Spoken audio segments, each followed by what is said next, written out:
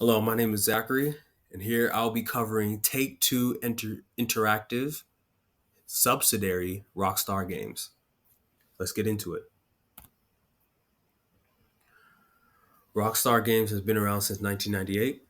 They're most likely known for their franchise, Red Dead Redemption, and of course, Grand Theft Auto. The marketing style is silence mixed with spectacle, right? They like to create this sort of mystical aura, this aura of uncertainty, and it's quite unorthodox, but it's really effective. They have a website, rockstargames.com, Instagram mood, at Rockstar Games, and TikTok at Rockstar Games. Strength includes cinematic branding, high production values indeed. Cultural resonance, they're really able to capture American culture down to the little minutiae from day to day life in America.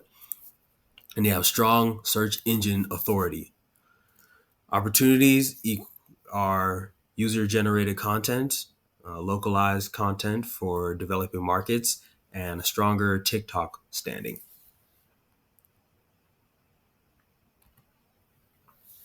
Strengths are their event like launches, right? The world stops when Rockstar releases a new trailer for a new game, particularly for Grand Theft Auto. Cinematic assets and mystique really help shape this aura about Rockstar that really makes them peerless among other video game companies. Even the name itself, Rockstar, is quite unorthodox, really left field, but it's really effective. Strong domain authority, right? They are considered the pioneers on the open world genre of video games, or also called sandbox games.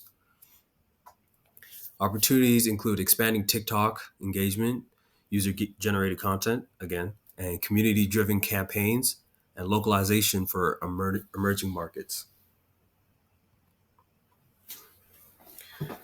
The strategy and brand assets are quite minimal, actually. The minimalistic logo, as you see in the lower right hand corner, just an R and a star. Cinematic visuals for all their games, very high production values. The games feel almost as if you're in a Hollywood movie, really immersive. They really drive home that you are in this world and this is your world and you can do whatever you want to do in the world. So the immersion is top notch. Teasers, logos, game art, all cinematic. Lore snippets, all very minimal. You only get snapshots. They never give you the whole thing until you buy the game. Really sells the fact that you have to really try it. You can't just look at something, you have to try it for yourself.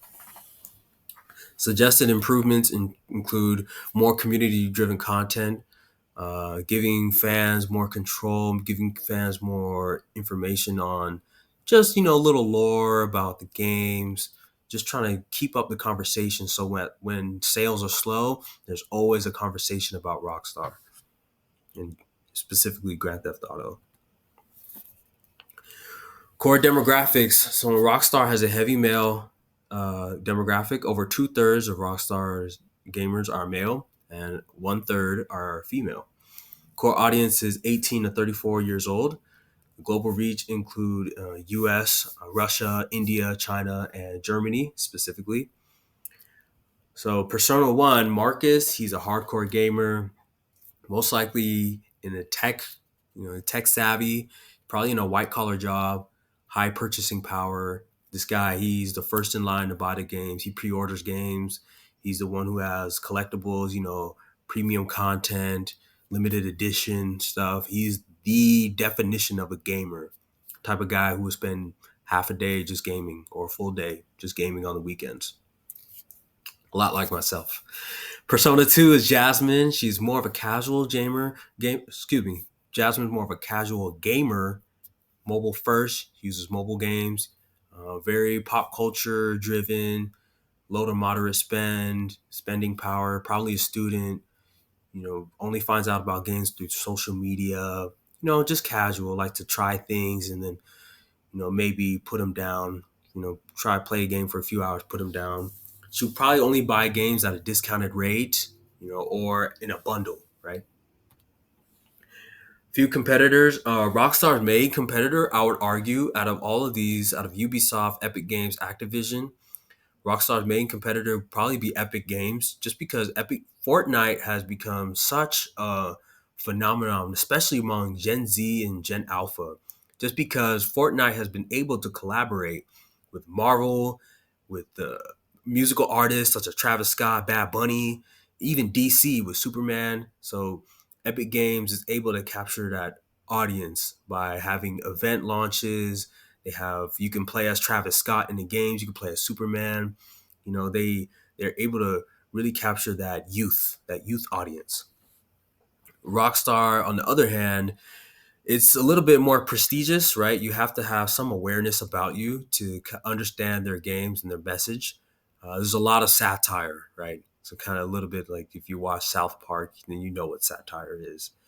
But it has less frequent engagement, just because it kind of you need a little bit of wits about yourself in order to fully grasp the games, right? Aesthetics and SEO strategy. So GTA 6 will take on an 80s Miami vibe, but also it infuses a social media vibe of today, of the 2020s, right? So it's really a beautiful union of both worlds, and having the retro, having the old and the new can really create something timeless here. That's what it's about. So you have the Vice City palette with the pink, teal, gold, pastel colors, neon colors, and then of course you have the social media vibe with the saturation and the Instagram filters, right? SEO strategy include strong organic spikes at launches, right? Those event ties launches, those world stopping launches. When GTA drops, everyone stops everything and looks, right? They need some more localized SEO, especially for emerging markets, and AI monitoring. I'm sure they can develop things like that over time. Conclusion: Rockstar thrives on mystique and cultural impact, and they blend scarcity with spectacle. In order to stay competitive, I argue Rockstar expand user generated content, TikTok, strengthen SEO and localization, maintain exclusivity while broadening reach, and only takeaway is Rockstar strategy, silent spectacle, and cultural resonance. Thank you. Have a good day.